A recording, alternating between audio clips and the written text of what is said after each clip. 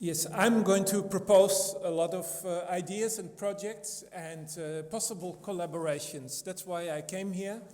Ben and I, we have discussed only a few of the many possible things we can do together over the next couple of years. So this is my very explicit aim because it doesn't take a lot to see that there is a lot of common ground between Ars Industrialis, the project here, and what we do in Amsterdam, but also what happens in Lüneburg and many other places.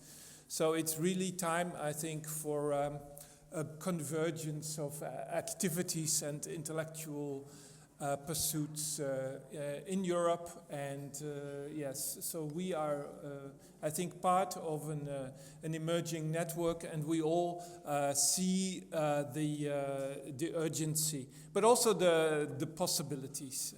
I think if you follow the line of WikiLeaks, Anonymous, and now Snowden, NSA, you can also imagine what we have ahead of us over the next few years.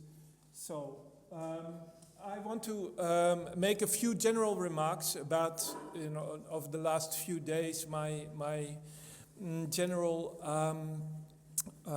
motivation to be here. And after that, I will go to the presentation. I will go through a lot of projects and ideas, critiques, other authors, and point maybe at possible collaborations, but also possible interventions. I want to say first a few general remarks about, of course, the idea of Occupy.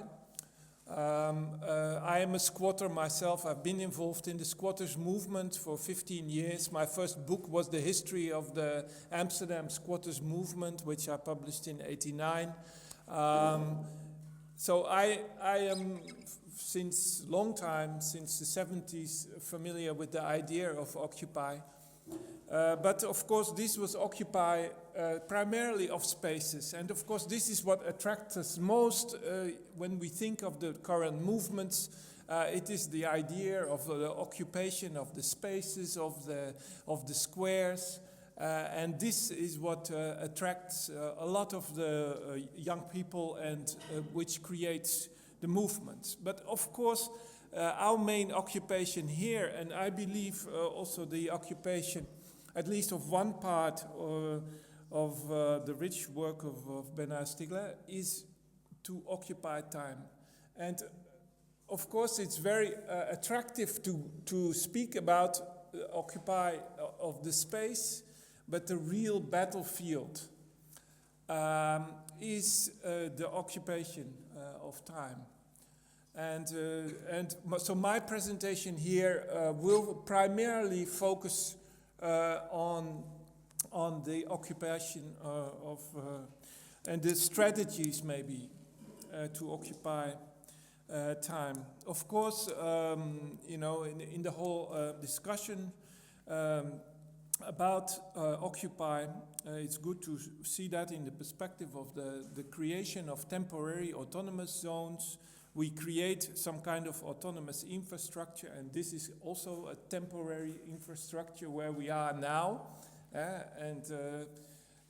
You can see that with a lot of effort it is possible to do that. I am coming from that tradition of autonomous infrastructure, and this tradition going back many decades of print shops, bookstores, magazines, publishing houses, cafes, creating an independent alternative food distribution, to radio, pirate radios, and then, of course, internet servers, websites, lists, up to the point where we are now, and we are primarily focusing on the architecture of networks. This is kind of where we are in the discussion. So how should our networks look like? And this is my main concern.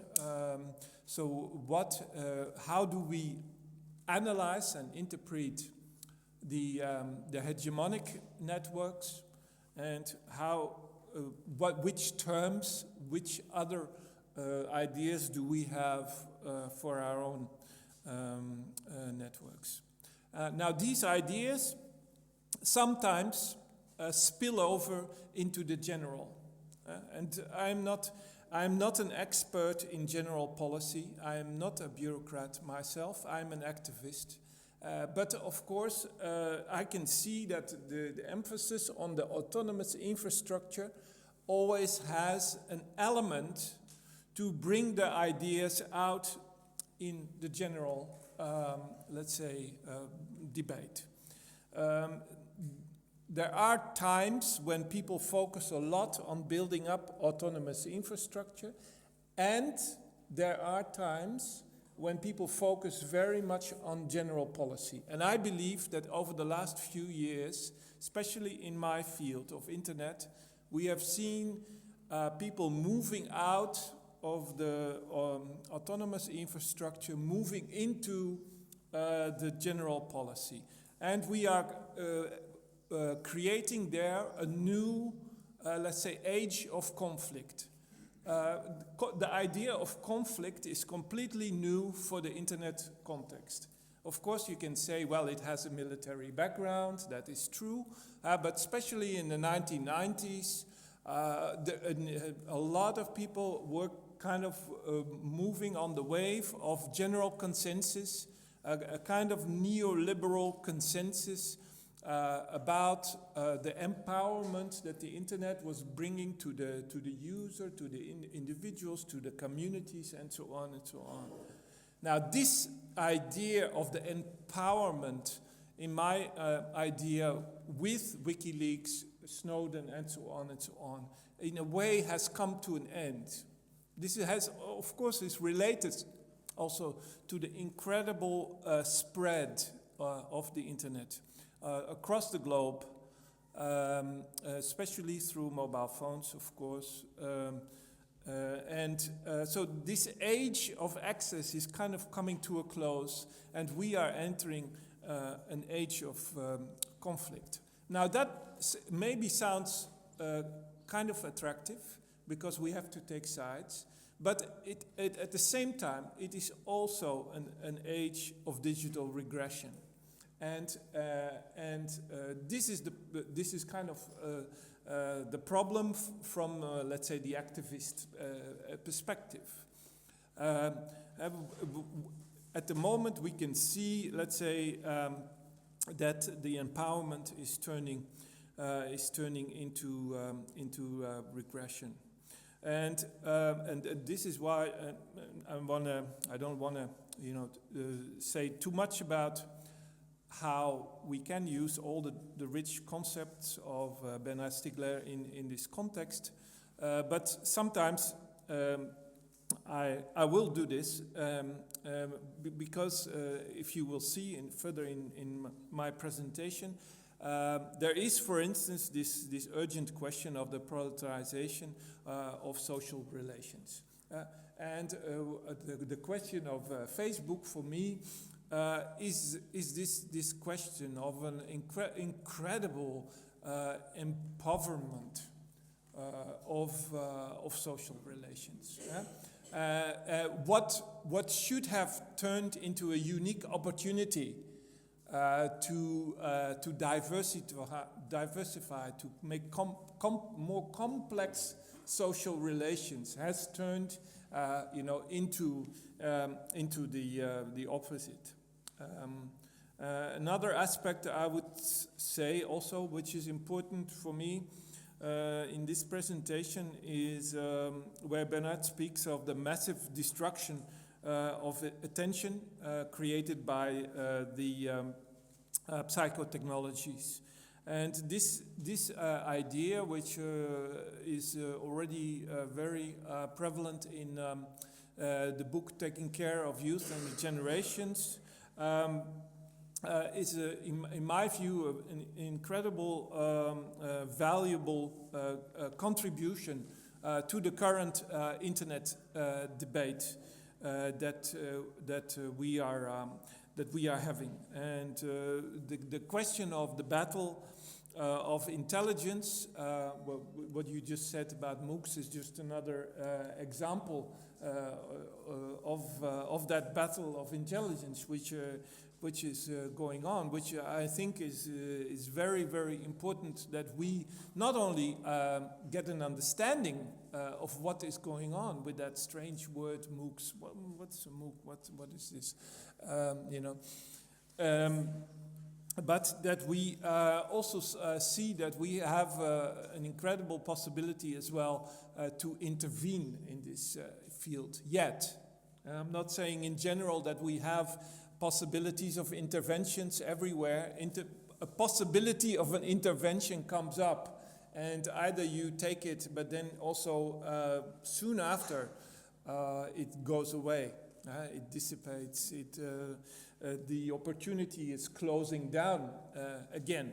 And I believe that in this field of MOOCs in general, at the moment we have the possibility to make a lot of critical interventions, and this is what I'm trying to do with my institute, where we kind of try to create a general theory of networks, a kind of psychoanalysis, maybe you could call it, of computer networks and its use.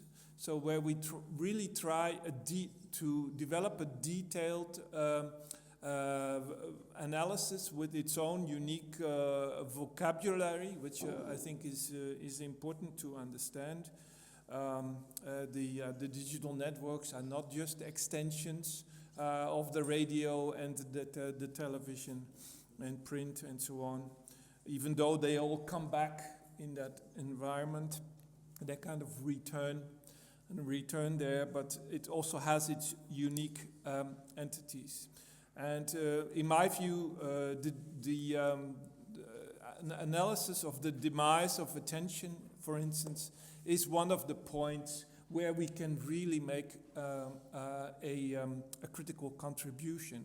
And I would really like to call here on everyone, to get involved there. Internet at the moment, because it's now generally available, and because it's entering the age of conflict, asks for a lot of intellectuals, experts, to come on board and to really make a difference. And we are not enough. I can only say we are not enough. And we can complain about the American, imperialism and the dominance of the American voices and research and concepts. But this is also because there is hardly anyone in Europe active in this field, and especially on the intellectual level. So we have a great number of wonderful hackers, programmers. There are thousands, 10,000s of them here in France, throughout Europe. But I think what we as intellectuals, or as I called ourselves, virtual intellectuals, what our task is, what our unique contribution is precisely to develop and to think through the concepts. And this is not the tasks of the engineers to develop the concepts. And time and again you'll see engineers are very good at translating, implementing the concepts. But which concepts are they going to use? Which ones? And this is precisely the question. And in a lot of research centers, but also companies, in schools, people struggle with this idea. It is not so much the question of technology, but it's the question of what is our vocabulary, and there is no vocabulary. So what we do is we copy the vocabulary that comes with all the products, right? And we have to break this vicious circle. We have to do that. And this, yeah, what I'm trying to do here is my my contribution to that. So since 9 years, I'm running this institute in Amsterdam. The method is relatively simple. What we do, we are only 2 or 3 people, so don't think of it as some kind of huge building, or it's just a room. And what we are doing, we bring together a lot of people. Well, much like here. And yeah, this is basically what the dynamics is all about. We create a network of people. They are in regular contact. For instance, the one on social networks, it has 800 members. They do a lot of exchanges and collaborations. And what we do is we facilitate that people can come together in the real space, like here. And that we work towards results, and that we disseminate the results. Okay, so that's pretty straightforward. Just a few examples of the things that we do. This is a one which it's a difficult one. European critical research in search engines. I have never seen a project which has been rejected so many times. So if you want to go for a difficult project, go and research search engines, because this is really what the European elites do not want. They like to complain about Google, but they don't want really people to systematically investigate this field. It's quite remarkable. Especially if you look at the European Commission, how systematic their efforts are to block any development in this direction.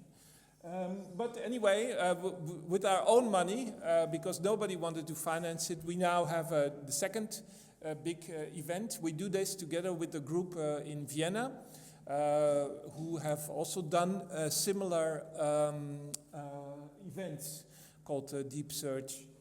Our event is called Society of the Query, obviously a reference to Guy Society of the Spectacle, where we see that the Society of the Query, of course, has now taken over the role of the Society of the Spectacle, where the user, him or herself, is not confronted with the spectacle, but constantly has to feed the machine with information. So if you are interested in search engines and politics and the theory of it, that this is something that happens in November.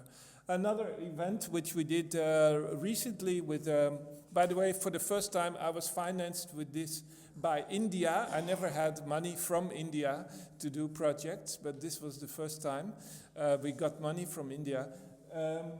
Quite 21st century, I think, to be in such a situation. This is early Wikipedia research. Wikipedia is the 5th biggest website, but there's hardly any critical work done on it. And most Wikipedia researchers, they work for the Wikimedia Foundation itself, and what they do is they do statistical analysis.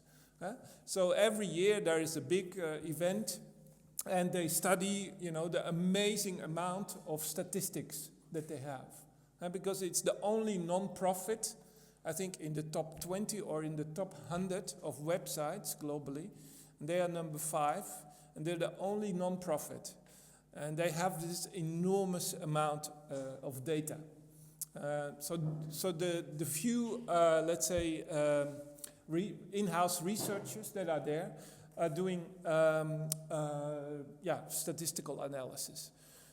This was a project called Critical Point of View. I still hope that we can also continue this somehow. This was in 2010, 2011 that we did this. Obviously, as you know, the Wikipedia now has a great problem of gender imbalance. There's hardly any female participation, never has been over the last 10 years. They said they want to change it, but it's not changing.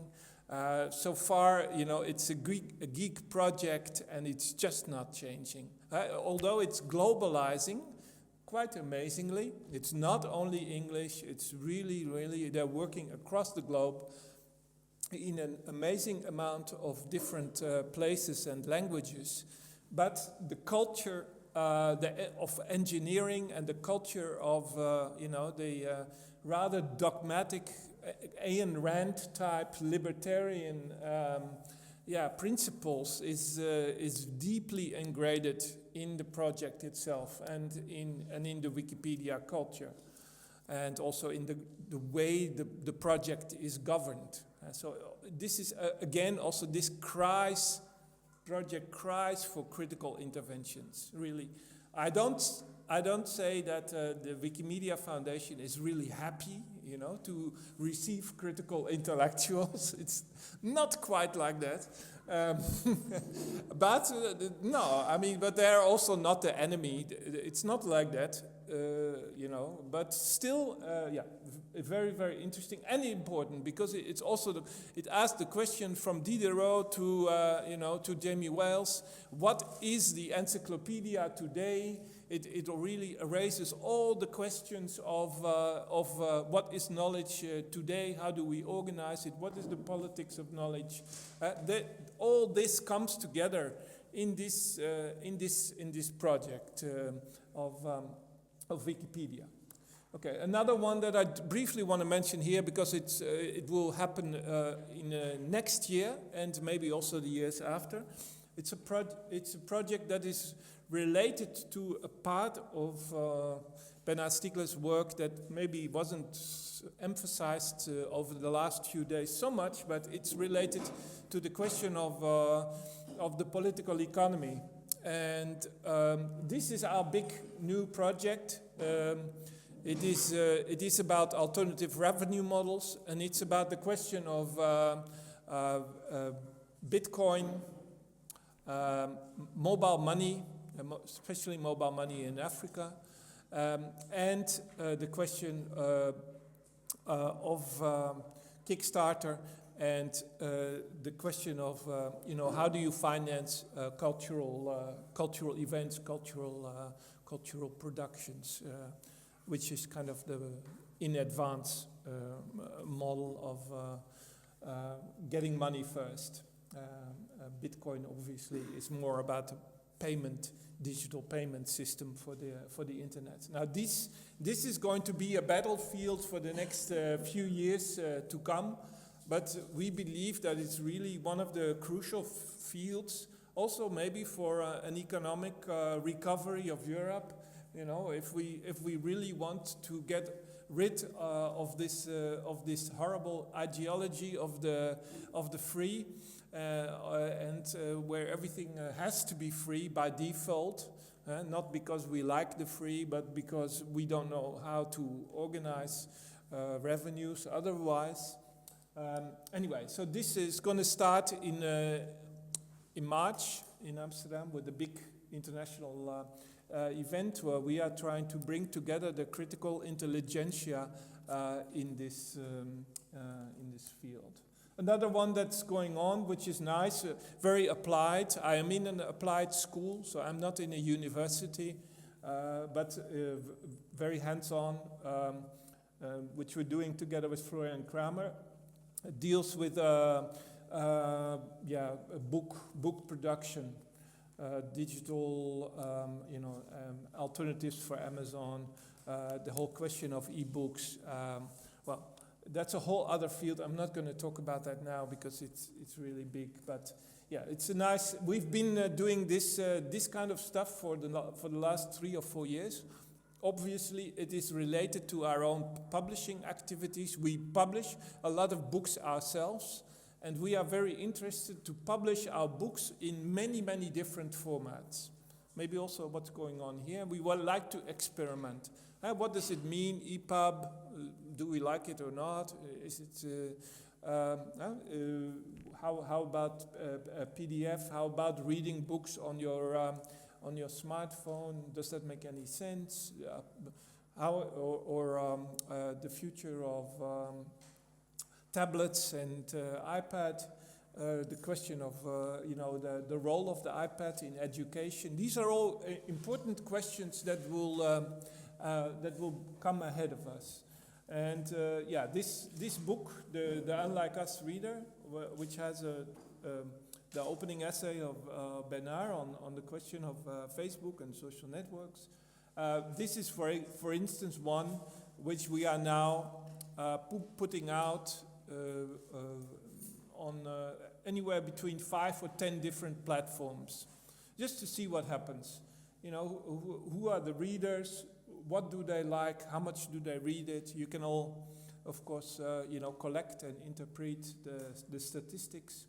And this is our new, let's say, network, which we founded about 2 years ago. I'm in this presentation, I'm going to specifically talk about the social network. So I'm not going to talk about the other projects. In this presentation, I'm only focusing on, let's say, Facebook and Twitter and all the rest. So the question of social media and the architectures of the networks. And, well, we are very, very familiar, of course, with that. It's the question of, how did we come in the situation where our social life just basically becomes a question of, are you my friend, yes or no? How did we end up with such in such a poverty? Because our social life is very complex. We are sometimes we are lovers, we are friends, we are colleagues, we are many things. And how does it come that 1 billion people are now reducing themselves completely to this idea that they are all communicating with their friends. But it's not only that. It's also a question of the whole long-term shift in the internet economy from let's say linking to liking. This is a very, very fundamental shift that is happening, where you link to a document. And this is how the World Wide Web started in the early 90s, and where you create a link, and where the link kind of creates the web to an almost subconscious activity, which happens, in the range of a few seconds or maybe less, where you kind of push the like button, which I think has a completely different ontology and history, background, whether we link to something which I think is a more neutral activity. We can link to many things. We can link to many things that we don't like. We can link just because we want to point people at it.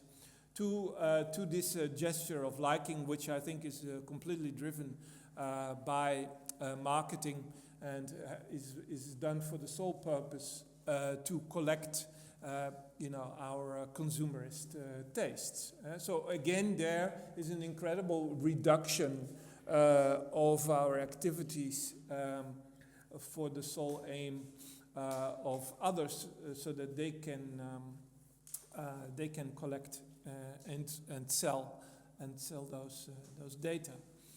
Attempts made amongst Facebook users to let's say create a dislike button so far have been unsuccessful, and that's kind of interesting. I'm more interested in what friends of mine have created, and they called it the whatever button. and it's kind of a plugin, and you can you can install it on your browser, and it replaces all buttons, not only like, but it creates all buttons into whatever buttons. And what I like about it is that it has a certain it has a certain cynicism, of course, in it, but it shows that that the real culture of the web is one in fact of indifference and of regression. And it's not one where people consciously, for instance, like something. That's not. And anyway, if I would like something, I would never, push a button. I would tell my friends about it, or I would, but anyway, so this kind of the creation of this culture of indifference is a very important development which has happened, I believe, over the last 5 or so years in the web culture. Now, many discussions, of course, about the internet are now related to privacy. I'm not a lawyer. In the Netherlands, there are incredible amounts of lawyers and civil rights activists and a lot of people who are concerned with privacy.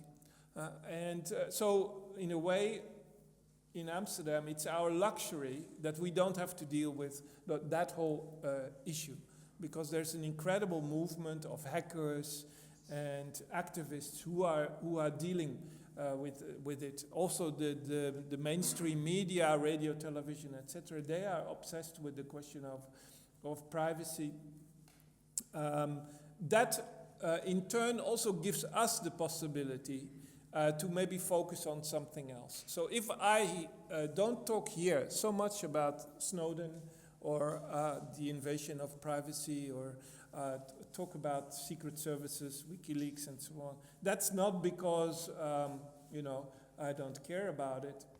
It's primarily because there is already a very strong movement in that direction, and a movement that I'm very, very much part of, and that I think is doing quite well.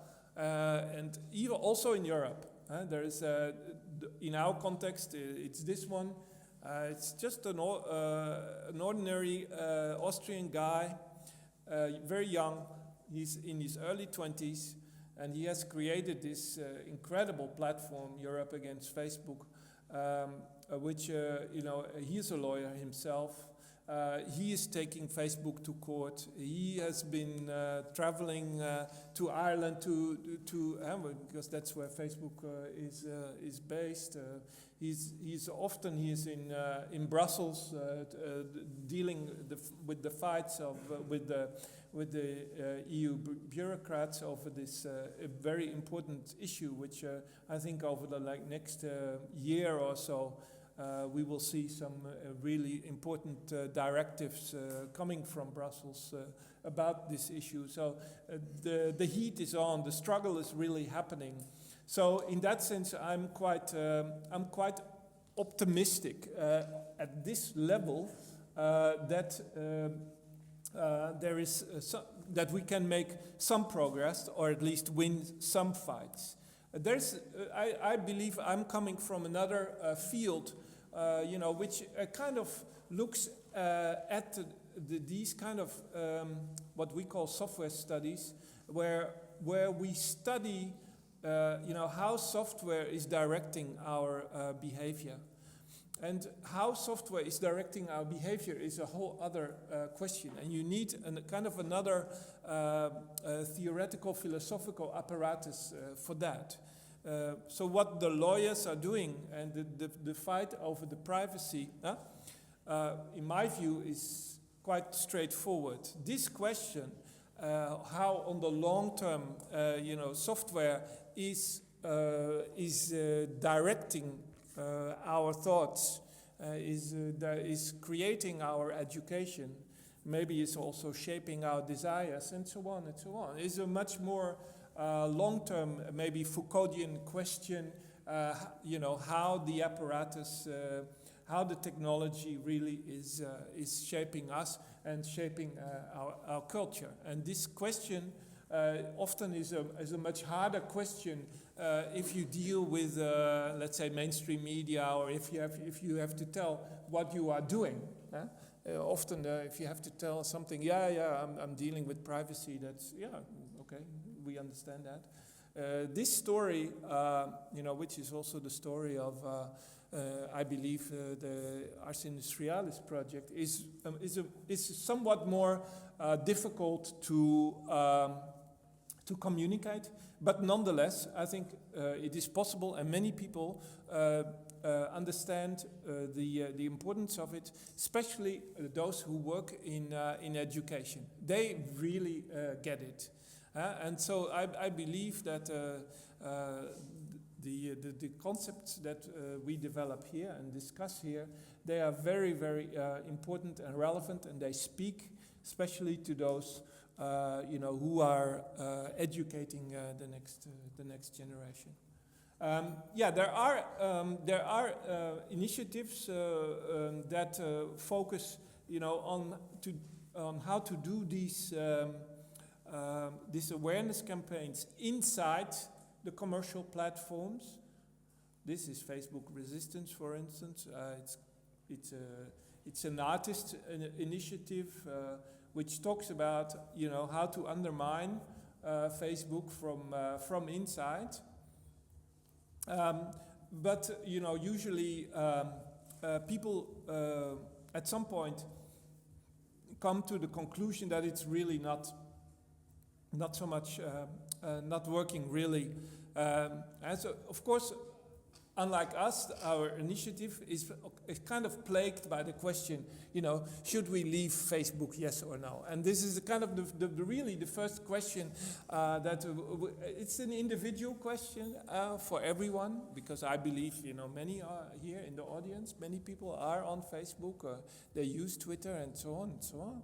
And so we are kind of all involved.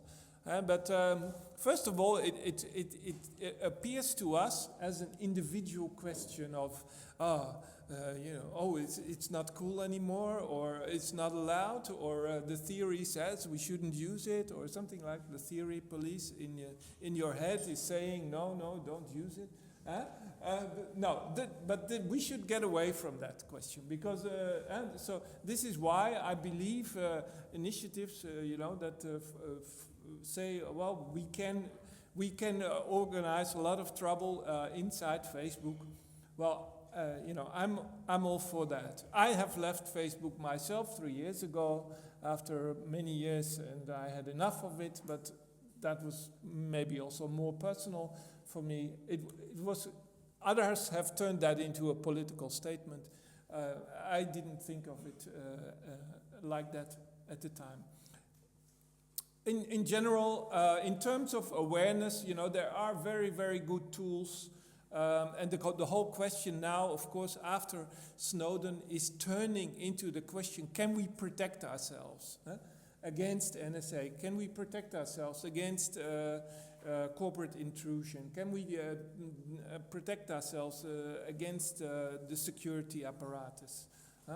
But there are some easy to use ways, at least maybe only for your own mind. Who knows? Maybe it's only just to calm yourself down and to have the idea that at least you're doing something. Ghostry, I'm a big fan. I really would love if everybody would install it. You can install it in a few seconds, and it really makes quite a big difference in terms of no longer being able, for the obvious ones to trace you. And then, of course, there's the ultimate gesture.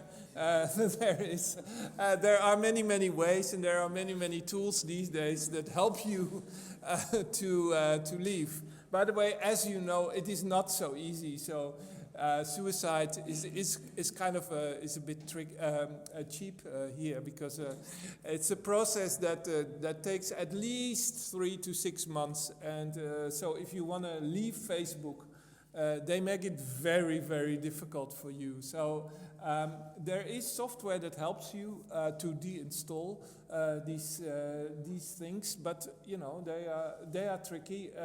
It takes a long time, and you have to really develop a new discipline, because you're not allowed in that period of 3 to 6 months to click on anything that even comes close to Facebook.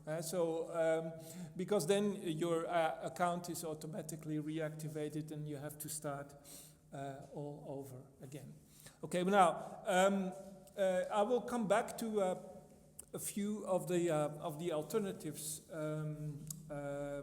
to the social networks a little later on at the end of my presentation.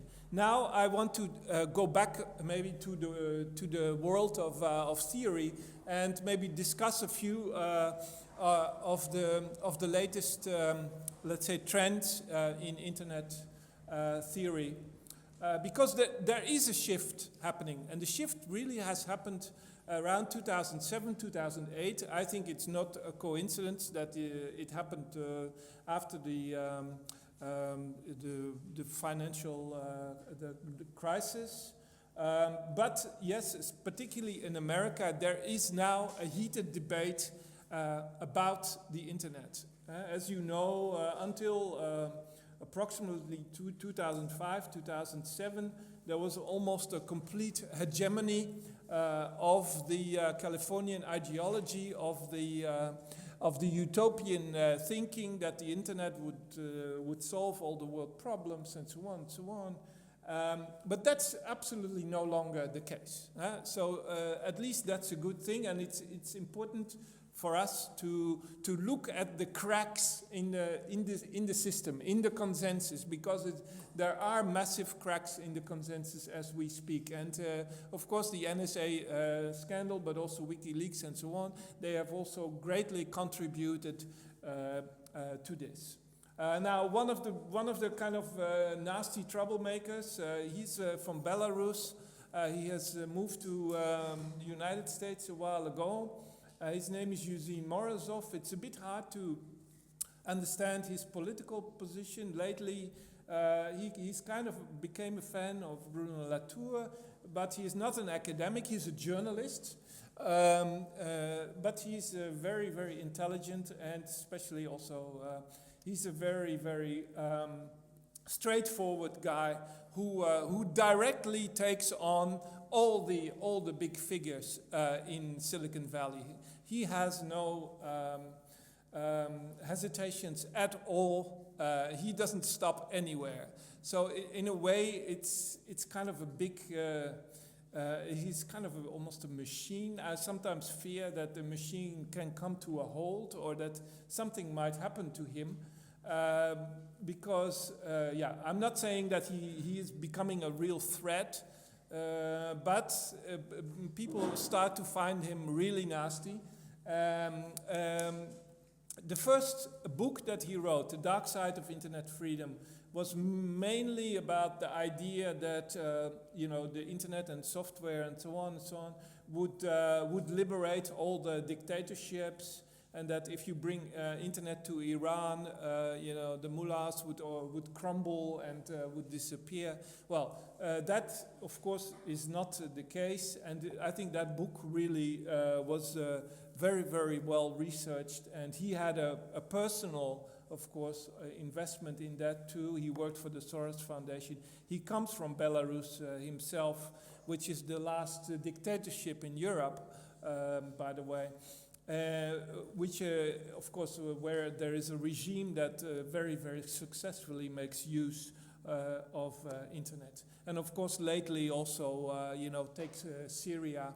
In Syria, the whole idea of the Facebook revolution or the Twitter revolution no longer worked. Also because the authorities, Assad, precisely knew how to censor them, block them, but also how to create an atmosphere of very, very effective counter-propaganda where secret agents really were very, very, and still are active on all the big platforms to undermine any form of dissent. So that book, the next book, Save Everything Click, is an attempt to become more theoretical. I don't know if it really was such a success, but it's interesting because he introduced there the idea of solutionism.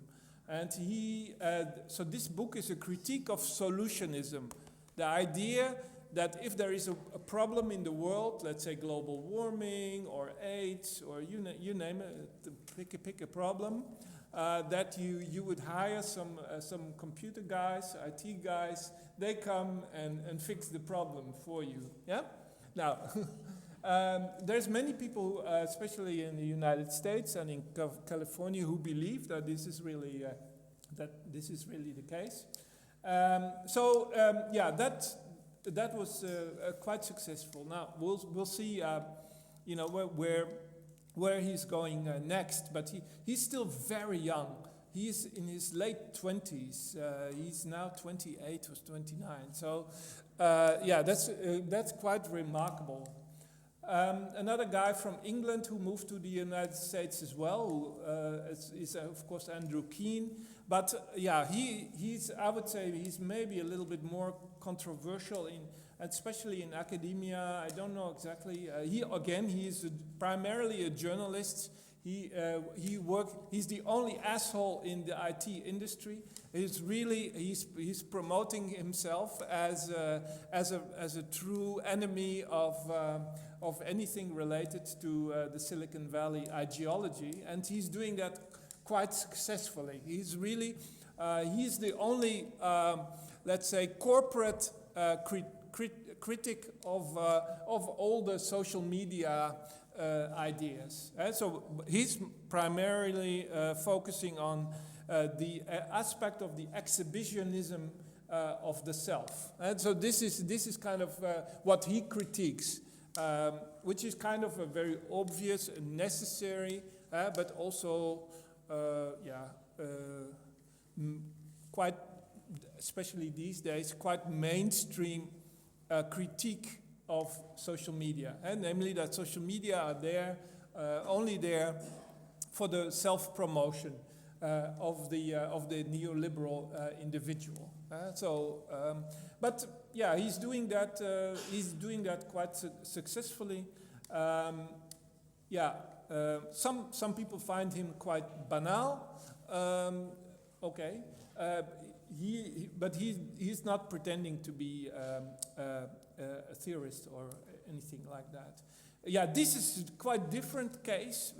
This is really a case where somebody from inside Silicon Valley really starts to have serious doubts about where this is all going. So this is an interesting. He's a kind of a Burning Man, virtual reality hippie, a musician, a programmer, quite influential in the scene, especially around Berkeley. His name is Jaron Lanier. He has written 2 books. One was, by the way, You Are Not a Gadget, is in fact also primarily, or started off as a Wikipedia critique. He says of Wikipedia, the problem of Wikipedia is that the knowledge of the many, of the crowd, is becoming flat, and that Wikipedia, because of its software architecture, is erasing differences in opinion. And I think that he has a point. He has a point there, this is in a way also was for us one of the starting points for the critical point of view project. So the idea that there is a wisdom of the crowd, where if you add up everything that we know in this space, that you will end up with something marvelous, something more than. He proves, and I think many of that have proven that already before him, that this is not necessarily the case.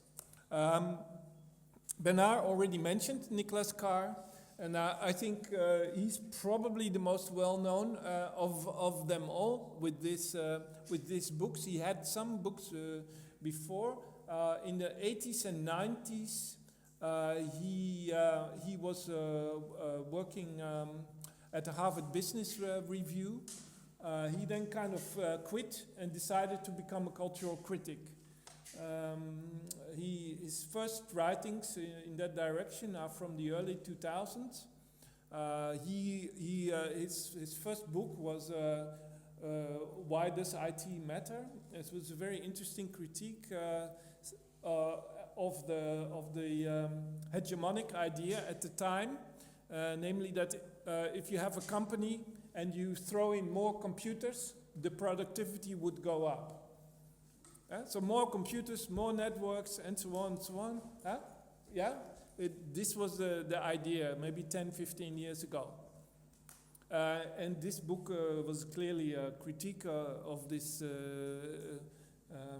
evangelic notion that more computers means more productivity. Anyway, but he shifted more, and this book, What the Internet is Doing to Our Brains, yeah, it's from 2008, 2009. Yeah, I was, when I read it, I was really impressed, and I think that it still has some very serious problems that it's trying to address. Much also in the line of the concerns that Bernard Stiegler is voicing already in taking care of the youth and the generation. So there are really very interesting parallels. But Nicholas Carr in this book is primarily focusing on neuroscience, and this is a problem. He is not a neuroscience himself, and yeah, many people, you know, coming from neuroscience, they can with other research, they can very easily, you know, criticize him with other research, and this is a real problem in this field. That's why I believe that the approach of Bernard Stiegler is probably a better one, because you run less of the risk of being debunked by you know, competing neuroscientists. If you're not a neuroscientist yourself, this is a real problem, and it's a real battlefield that is going on right now in that particular field, and we have to see how you know, how this research battle will continue, because the research about attention is going on right now. It's going on, so I don't know. And Nicholas Carr has tried to make a kind of a scientific, journalistic summary of it. But yeah, maybe there will be others coming up soon, you know, who will work in this direction. But it is very important. And you know, there is, for instance, there is this one, Manfred Spitzer, in Germany. So this is kind of a bit more sensational stuff, but his conclusions are much more firm than the conclusions that Nicholas Carr wanted to present. So he is really on the rampage. He is a big critic, not only of social media or internet, but of multitasking in general. So the question of multitasking, you know, of course, goes much further than only the internet, and it's a question of you know, should mobile phones and smartphones be allowed in the classroom? Can children, you know, have smartphones when they're doing homework and so on? So if you have children yourself, you will know that you know, these are not general theoretical questions. These are real concerns, and this is really what literally millions of people want to discuss with you. They want to discuss this because this is something which has so many practical dimensions in the everyday life, not only of parents and of students and small kids, but I believe in society in general. Everywhere I go, I make a big promotion for the book of Bernard Stiegler, because I believe it's the most comprehensive, at least European, contribution to this field, where we cannot run away. If we are involved in the development of internet and internet culture, we cannot run away from this question anymore. This is not possible. We cannot say, this is a problem of someone else. Huh? We are not involved. We have only developed the technology. This is kind of more an attitude that you often find, especially amongst the engineers of Google, who say, this is not. Who cares? We care. And the issue is, in society, a lot of people care. So in a way, we have a possibility to create new majorities there, because so many people do care. They don't say, I don't care. So the question of the politics of attention and the organization of education is here to stay and will only grow exponentially over the next few years. Interesting study. I also find Sherry Turkle. It's kind of interesting because she has turned more, a bit like Nicholas Card. She has turned more, maybe older, but also slightly more conservative. And this is kind of strange. It's a strange book if you read it, if you know who she is, where she comes from. She's a very influential MIT professor who has really shaped the whole IT field, IT research in the United States. She is particularly concerned. She is more focusing in this book on the question of loneliness. So if you are using all these technologies, if you are using all these tools, what does it mean in terms of your social relations? And it's a new field, let's say, of study, where people kind of discover that the extensive use of social media is resulting in loneliness, in people being more isolated. And anyway, this isolation is happening in society. I believe it's also got other reasons. For instance, divorce,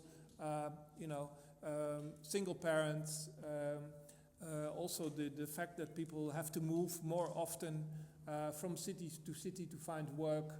So there are. It's a more complex field, but the fact is that social media is these days playing a role in that. This book just came out in English. I don't know. I think it's out in French too. Du musst dein Leben ändern. I don't know the French title for it. But I find it interesting because it has certain passages, certain places which I feel has some kind of clue, maybe where we can find a solution for things.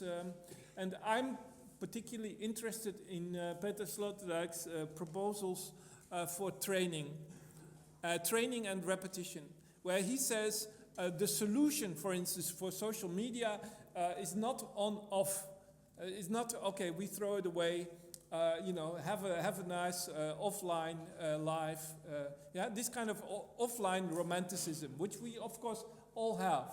Yeah, we love to go away, leave all the noise of the equipment behind, go to the countryside and so on. Yeah, that's nice. But in the everyday life of billions of people, this is not a realistic solution. So what Sloterdijk says is what we should do is we should try to make understanding of this daily repetition of the training.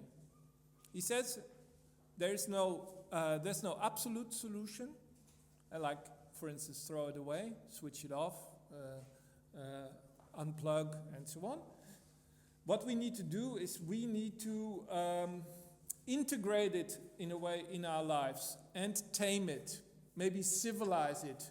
There are many different terms for this, but we have to master it. We have to master the technology, and we cannot say, oh, this mastering will come by itself, or the kids, oh, they will get bored anyway at some point, and then they'll forget about it. No, the idea of training and mastering is that that it becomes a daily exercise. And that the mastering of the technology itself becomes part of the education. So at the moment, mostly people believe in this kind of marketing cycle, in this hype cycle. Oh, something is addictive, yeah, but it will be gone in 2 years anyway, right? This is because we consume it, we use it, and then something else comes up, and then we forget about it, and yeah. But that's not a real solution, of course. But yeah, I'm interested in to further discuss this idea of mastering, training, exercising, to see, how, and also maybe to integrate that element into the software, into the interfaces, and into the architecture of the technologies themselves. So not only to say, oh, you are human, yeah, you're a bit weak, you haven't really mastered it yourself, you're a weak person, no. We can also say, well, this should be a task of the programmers, of the engineers, and that's precisely what I said before. It should also become part of the concepts themselves, I believe. This is not only something that should come from outside. I myself, I'm, let's say, a pupil of Friedrich Kittler, and I'm very much influenced by his thinking. And I also, he died 1.5 years ago, unfortunately. But yes, I come from this context of German media theory, which is kind of, in my understanding, at least I am from the leftist, let's say, progressive wing of this. There's also a conservative, more, let's say, right wing, of course, but that's the case anyway. With many things, and that's also the case in German media theory. So I, together with many other friends, I represent more the hacker activist, let's say, part of this intellectual school. And I think that in the work of Kittler, you can find many aspects. Like with many theories, of course, there are many aspects you can emphasize, and I still have no trouble with calling myself a techno-determinist. I have no second thoughts about that. I strongly believe that media are defining our condition, and that technology is defining us, and I don't find that in itself a reductionist idea. And so let's say our generation, the younger Hitlerians are doing is that we are trying to kind of develop a materialist theory of the networks. Hitler himself, more like Moses, he was shying away to really enter that field. He didn't want. He strongly believed in the supremacy of the hardware. And, I can go along with that for quite a while. But he was not really prepared to develop an idea of the social networks and the importance of the networks. So this is kind of where we start. There's another aspect which I find interesting. And that's this whole idea developed by Zizek earlier on, but then taken up by a few others. And that's the idea of interpassivity and the idea of the critique of interaction. And so the idea of the critique of having to submit always, having to submit your data, who you are, what you like, and so on and so on. Yeah. And this is where the interpassivity starts. And this idea, funny enough, has also arrived now in California. This is one of the first books from last year, and it's called The Information Diet. And it kind of develops in their own way quite a similar idea. In this direction. And the most profound book which came out recently in that direction is the new one by Howard Rheingold, which has a lot of practical tips. So often people ask me, maybe the theory is a bit too difficult, but is there some more practical things where I can learn, how to deal with the attention, how to concentrate my attention, for instance. Now you could say, well, this is just mindfulness, and maybe that's what it is. I don't mind. There are a lot of mindfulness techniques that can be used by us, and that maybe can even be translated on the level of software and network architectures. And that's precisely what Howard Rheingold has done in this book. So this book is more forward-looking, it's very interesting to see, what precisely he is proposing there. But this is really where we are at the moment. Now, I want to close off with a few alternatives, because a lot of people always ask, I shouldn't go on Facebook, but then what should I do now? And aren't there any alternatives? Well, there are a few alternatives, but it's still early and it's really not making a lot of progress over the last few years or so. The most well-known project is, of course, Diaspora, but it had some tragic accidents, and they moved young people from NYU in New York. They moved to California. They wanted to start it, but it didn't really work out. It's still used by 500,000 people. It's still in progress. The community took over the software, so it's now run by the users themselves. Now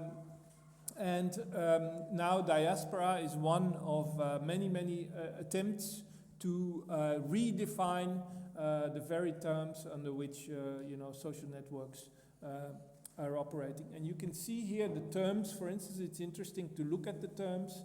So it's community run. Yeah, that's obvious because the company failed. But what the term they use here is distributed. So they say Facebook is not distributed in that sense. Everything is centralized in one company, in one server. But many servers, of course. But the idea of alternatives will be that it will be distributed in some way. And there are many people who are working in that direction.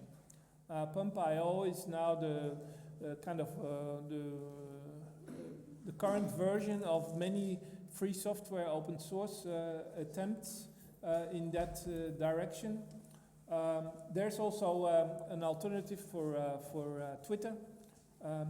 Twitter has a kind of a similar strategy. The problem with Twitter from early on was that people proposed Twitter to become a distributed network, but the founders didn't want it. So the founders said, no, we're not going to make any profit out of a distributed network. Probably true, maybe not.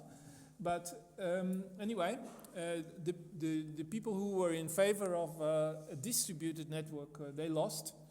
And many of them left Twitter. And well, this is one of the attempts to create a distributed network. This is more European, German attempt. The internet is our social network, quite clear in its philosophy. And in fact, a lot of people at IRI and elsewhere, they are working in this direction, namely the idea that the social network should be dealt with on the level of the standards and the protocols, and should not be dealt with on the level of one platform or even an application. So the internet itself is a social network, and if we take control again of the standards and protocols, we can realize this idea. Another one from California, more activist example, crabgrass. Lorea is interesting because it's an activist network in Spain. 300,000 people are making use of it. It's kind of the network behind the Indignados movement. Yeah, they are also very much interested in further developing. And in case you thought, well, maybe is this all only NGOs and social movements? Well, that's not true. There are also commercial initiatives in this direction, and AppNet is one of them. The idea, what I very much like, is the idea of federation, and I think the idea of federation is really crying for further theorization.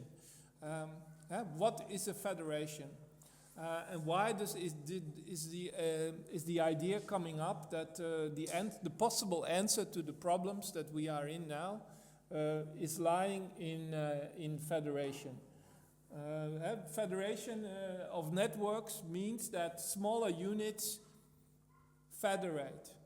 I don't know if you remember the history of the idea of federation.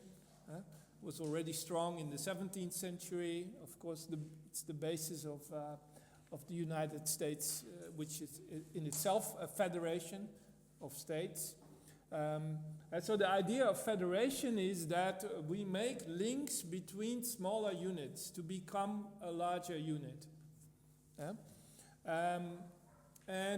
This is interesting because we can say that if we look at this is the famous Rand Corporation proposal of the networks and the different models that were available in the early 80s, that we can say that we are now moving kind of finally towards a fourth model.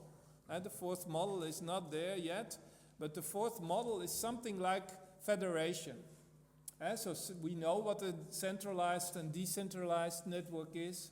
Distributed comes very close, of course, but you can see that the distributed network still has individual nodes. In a way, we could say federation is more like an architecture of networks. And this is precisely what Ned Rossiter and I have proposed with our concept of organized networks. We believe that networks at the moment, for commercial reasons, and maybe also for security surveillance reasons, are very loose. And this is, of course, the whole idea of the weak links. All the networks that we know right now are based on the idea of weak links. What is a weak link? Well, you know, that you are proposed all the time to make a connection to the friend of your friend of your friend. And you have a weak link, and the network can grow if you connect to the friend of the friend of the friend. Yeah? This is basically how internet has grown over the last 10, 20 years, especially in social terms. Now, what we are saying is, in the next, let's say, generation, we should focus on the strong links, not on the weak links. Like you have here, you have strong links between yourself, and maybe you don't know everyone here, but there are a lot of strong links here in this hall, a lot of strong links.